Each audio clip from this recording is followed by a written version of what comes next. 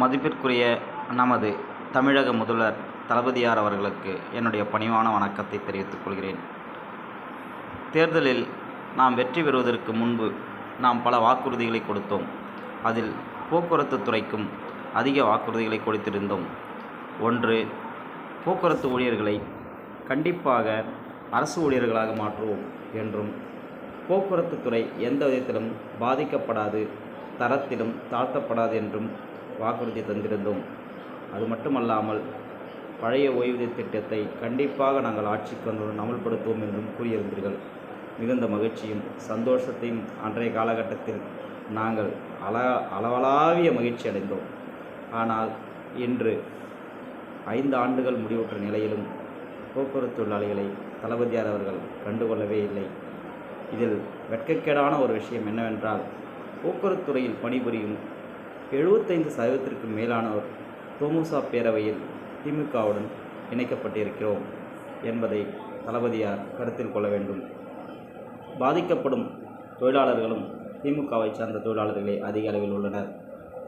நான் சொல்லிக்கொள்ள விரும்புவது என்னவென்றால், எங்களுக்கு பழைய பென்ஷன் திட்டத்தை ஏற்படுத்தி தாருங்கள் ஐயா. அது மட்டுமல்லாமல் எங்களை அரசு ஊழியராக மாற்றிவிடுங்கள். மீண்டும் போக்குவரத்து துறையில் நீங்கள் தனியார் மயமாக்கப்பட்டதினால் ஏற்படக்கூடிய விளைவு என்னவென்றால், கண்டிப்பாக பொதுமக்கள் பாதிக்கப்படுவார்கள் என்பதை எனக்கு தெரிந்த அளவில் உங்களுக்கு கூறிக்கொள்ள விரும்புகிறேன். நான் வேண்டுவது ஒன்று மட்டுமே. என்னவென்று கூறினால், தற்போதுள்ள சூழ்நிலையில் ஒரு போக்குவரத்து தொழிலாளியின் மனக்குமுறலை உங்களிடம் பகிர்ந்து கொள்ள விரும்புகிறேன். ஒரு போக்குவரத்து தொழிலாளி ஒரு பணிமனையில் பணிபுரிகின்றார் என்றால், ஏறக்குறைய பணிமனையில் பணிபுரியும் 100% பேரில் 90% பேர் வெளியூர்களிலிருந்தே பணிக்கு வந்து திரும்புகின்றனர். 10% பேர் மட்டுமே வாடகை வீடுகளிலும் தன்னுடைய சொந்த வீடுகளிலும் குடியிருப்பு பணிமனைக்கு பக்கத்தில் குடியிருக்கின்றனர். வெளியூர்களிலிருந்து பணிபுரிவர் நள்ளிரவு 1 மணிக்கு, நள்ளிரவு 12 மணி, நள்ளிரவு 2 மணி, அதிகாலை 3-4 மணிகளில் தன்னுடைய பணியை ஆரம்பிப்பதற்காக வீட்டிலிருந்து புறப்படுகின்றனர். புறப்படும் காலபட்சத்தில் அவர்கள் நேரடியாக பேருந்தில் பயணம் செய்து தன்னுடைய பணிமனையை அடைவது கிடையாது. காரணம், அவர்கள் வீட்டிற்கும் மற்றும் பேருந்தை பிடிக்கின்ற முதன்மை சாலைக்கும் ஏறக்குறைய 15 மற்றும் 20 மைல் தூரத்தை இருசக்கர வாகனங்கள் கடந்து அங்கே ஒரு இருசக்கர வாகன நிறுத்துமிடத்தில் வாகனத்தை நிறுத்திவிட்டு பிறகு பேருந்தை பிடித்து தன்னுடைய பணிமனைக்கு வருகின்றனர். பணிமனைக்கு வந்து 16 மணி நேரம் பணி செய்ய வேண்டிய சூழ்நிலையில் இருக்கும் பட்சத்தில் சில போக்குவரத்து நெரிசல்களால் 16 முதல் 18 மணி நேரம் வரையிலும் அவர்கள் தன்னுடைய பணியை தொடர்கின்றனர். பணியை மக்களுக்கு இடையூறு இல்லாமல் தொடர்ந்து முடிக்கப்பட்டு வீடு திரும்பும்போது அவர்கள் மீண்டும் அதிகாலை 4 மணிகளில் வீடு திரும்புகின்றனர். இதனால் அவருடைய உடல் மிகவும் பாதிக்கப்படுகிறது. ஏன் இதை கூறுகின்றேன் என்றால், இந்த போக்குவரத்து துறையில், போக்குவரத்து கழகங்களில் போக்குவரத்து தொழிலாளர்கள் எப்படி பணி செய்கிறார்கள் என்பதை ஒரு உதாரணமாக நான் உங்களிடம் கூறிவிட்டேன். இதில் எவ்வளவு உடல் வலிமை வேண்டும் என்பதையும் நீங்கள் புரிந்து கொள்ள வேண்டும்.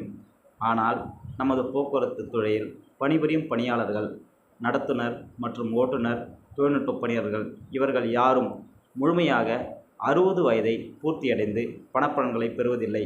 இதில் ஏதேனும் ஒரு 20% பேர்கள் மட்டுமே தன்னுடைய பணப்பலன்களை பெற்று வாழ்கின்றனர்.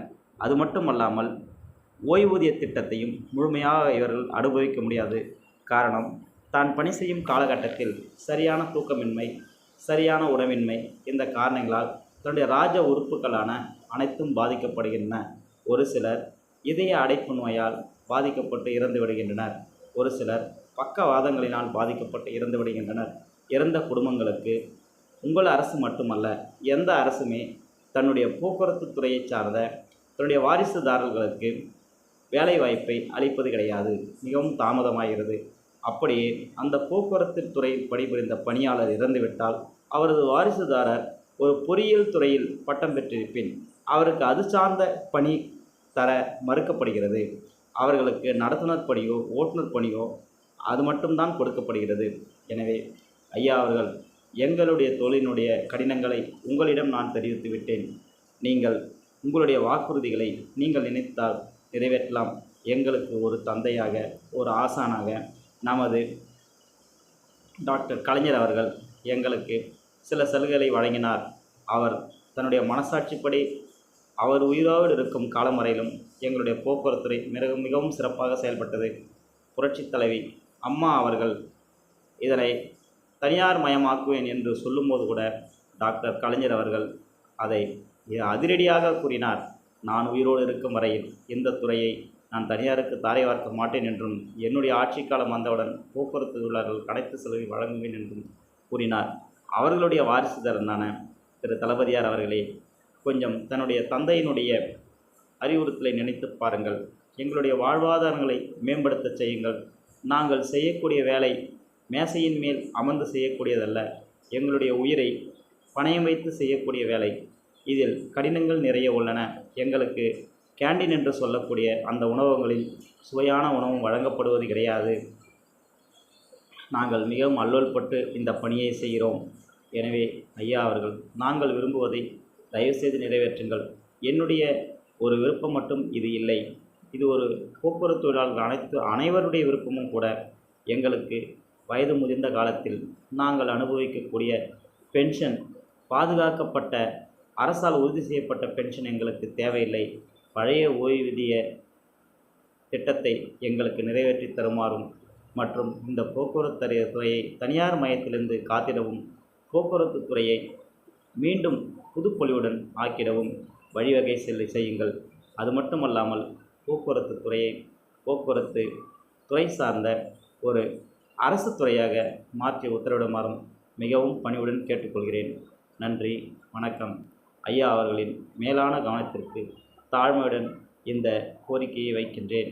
நீங்கள் ஒரு நாள் எங்களுடன் பயணித்து பாருங்கள். சாலையில் என்ன நடக்கிறது, தொழிலாளர்கள் எப்படி வருகிறார்கள், எத்தனை மணிக்கு இவர்கள் வந்து செல்கிறார்கள் என்று தயவுசெய்து உங்களுடைய உயரதிகாரிகளை வைத்து செய்யாமல் நீங்களே களத்தில் இறங்கி எங்களை ஆய்வு செய்யுங்கள். யாரும் உண்மை உழைப்புக்கு மாறாக வேலை செய்வதில்லை. அனைவரும் உண்மையாக உழைத்து கொண்டிருக்கிறோம். நன்றி, வணக்கம். என்னுடைய மனக்குமுறல்களை ஏற்று, இது அனைத்து தொழிலாளர்களின் மனக்குமுறலாக ஏற்றுக்கொண்டு எங்களுடைய குறைகளை தீர்க்குமாறு ஐயா அவர்களின் மேலான கவனத்திற்கு வைக்கிறேன். எந்த ஒரு அரசு வந்தாலும் போக்குவரத்து துறையில் இலவசங்களை அள்ளி வழங்கினதை தவிர எங்களுடைய துறையை எங்களுடைய முன்னோர்கள் கடினமாக உழைத்து பல பணிமனைகளை உருவாக்கினார்கள் அந்த காலத்தில். இந்த காலம் நாங்கள் அவர்களை விட அயராது உழைத்து கொண்டிருக்கும் பட்சத்தில் எங்களுடைய உழைப்புகளை நீங்கள் மக்களுக்கு அள்ளி வீசுகிறீர்கள். இது மிகவும் வருந்தத்தக்கதாக உள்ளது. பார்த்து நடந்து கொள்ளுங்கள். எங்களுடைய துறையை அழிக்காதீர்கள். பல தொழிலாளர்களின் வாழ்வாதாரத்தை பறிக்காதீர்கள் என்று கூறி இந்த உரையை நான் முடித்துக் கொள்கிறேன். எங்களுக்கு உதவுங்கள், உதவுங்கள், உதவுங்கள் என்று மிகவும் பணிவுடன் கேட்டுக்கொள்கிறேன்.